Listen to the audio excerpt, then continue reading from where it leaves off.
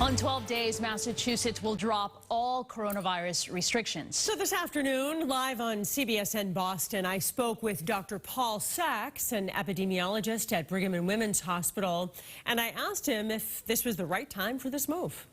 I'm not going to say that it's too late. I think it's actually the timing's about right. I mean, one thing that I noted recently is that the CDC, about half the country would think that the CDC was, too slow in making these recommendations, and about half the country thinks the CDC is too fast, which probably means that they're just about right. What we're seeing nationally and what we're also seeing in Massachusetts is a really precipitous drop in number of new cases, and that's paralleled with the drop in number of people hospitalized and number of people dying.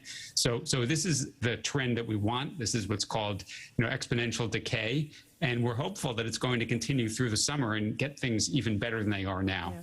Do you agree that the health metrics show we can fully reopen safely?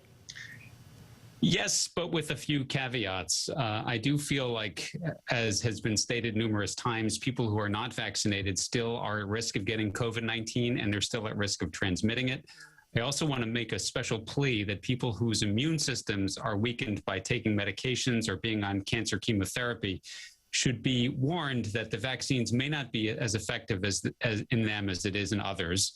So these are populations that need to be more careful. And then finally, I think it's perfectly reasonable for people to make the choice to continue to wear masks in indoor public settings that are crowded. And I'm thinking about things like maybe the crowded grocery store or another place like that. And then by all means, I support continuing to wear them in public transportation, airports, planes, trains, et cetera.